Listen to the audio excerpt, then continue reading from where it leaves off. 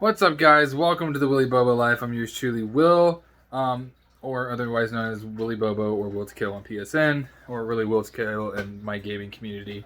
Everybody calls me Will to Kill, regardless of they know me in real life. Anyways, that's just because we always talk about video games. So they're like, yeah, whatever. Will, that's fine. Weird intro. That one's kind of awkward now. Anyways, today we're talking about about Cyberpunk 2077. I've been noticing that today and yesterday things have been blowing the living hell up regarding the game's technical issues running on what I would still kind of consider current gen, because we're only like a month into next gen, which is the PS5.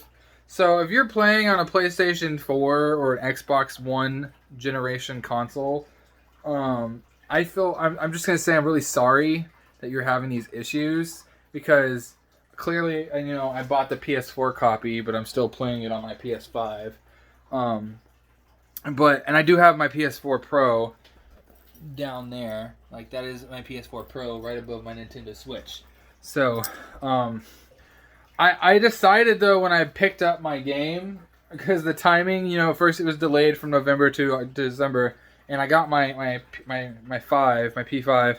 I got that in November. So when they decided to delay it, I decided that I was just going to go ahead and play it on PS5 no matter what. And because I did that, I wasn't running into what I guess now is kind of lucky thing. All of the game crashes and bugs and assets not loading in and random deaths that were happening to people who are playing on the current gen consoles, the PS4 and the Xbox One generation consoles.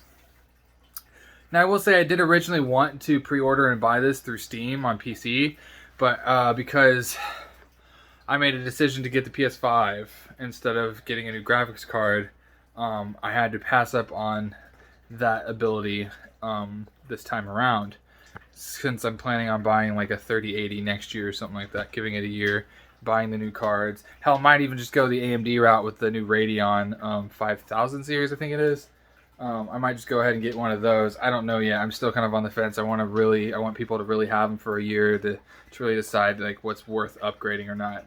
But with that said, I just really want to say on behalf of myself, because CD Projekt Red has already apologized out there, but being a gamer and having a gaming channel and playing Cyberpunk 2077 and having people watch me during my live stream playing on a PS5 where I'm really not running into a whole lot of technical difficulties, I can imagine how frustrated that is for you to watch somebody live stream this game either on a PC or on a new gen console, and they're not running into the issues that you've been having that's been making this game completely unplayable for you, or at least not as enjoyable. So I want to say I'm sorry. Like, I get not everybody's situation is the same. Now, with that, I will say I have experienced some of those issues, some of those bug things, but it's been on a very tiny level. Like I said, this game is like 95%, 100% playable for me, and the other 5% has to count for the three complete game crashes I've had, where like it's literally just shut the game down and sent me back to the PlayStation home screen, which I was just like, wow. And then the other times were literally just when I killed an enemy. When I would kill an enemy, and if they, like, depending on like what was around, like an article or something, like the texture layers would be like rendering in, but they'd be like, flopping around, like, so you'd see this like little thin piece of paper, but like stretched across the screen and flopping around all over the place. And it's just an artifact thing happening. And I thought it would scare me too, because when it first happened, I thought that I just killed my PlayStation 5. Like, I literally thought that my GPU just died on me. And I'm like, son of a motherfucker, But it wasn't that, because when I turned around in the world, nothing else was doing that. When I walked away from the dead body, nothing else was doing that. So I just attribute it to there was some clipping going on, and that's fine. Also, some smaller glitches I had that didn't really break things were just how, it was just how, like, cars, when they would load in, they would either load in into the ground or hovering above the ground. But the second you said get in, like they would drop. So it'd either be like, here's the ground. They'd either, like, their tires would be literally sunken into the ground, or they'd be like, or the whole car would be hovering above the ground. And by the time you press square to get in the car, or whatever button that is for you, like X or something, then the car would just like gently drop down, and then you'd get in the car, be able to drive, and everything was fine. That was the only other kind of glitch that's happened. I haven't really noticed pop-in, which is good. I still feel like the PS5 is doing pretty well rendering the game on the fly. I haven't gotten any fast cars, so I can't really say if it's handling it well. But from what I'm seeing online from like Digital Foundry and numerous other reviewers, if you're playing on a PlayStation 5 or an Xbox Series X console, because I've heard things about the Series S, but if you're playing on an Xbox Series X or a PlayStation 5 or even a PC, you're pretty much not going to run into huge issues like you would if you're on the Series S or the Xbox One generation or the PS4 generation. So, all in all, I'm just saying that it sucks. I know it sucks. It would suck if it was happening to me a lot. I'm still kind of like PO'd when I get kicked out of when the game crashes on me and I'm in the middle of like trying to go to a mission. You know, I'm like, fuck, I have to wait and for it to load and all this stuff. Which again doesn't bother me too much because we're talking about like a 20-second crash to like a 1 minute get back into the game time. So I'm only like out of the game for like 2 minutes tops. This has happened to me on stream, so if you guys want to see some of that stuff happen, go back and just, I know it's kind of like a plug-in for my other video, but go back and on my live streams and watch like the last 3 videos. You guarantee to see something, and I'm just saying, like, it does happen. It's happening to people.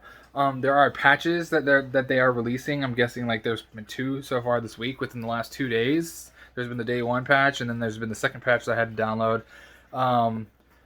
And I'm hoping that it's fixing a lot of it. I will say I am not running into as much issues now. I feel like after that one second like hotfix patch happened.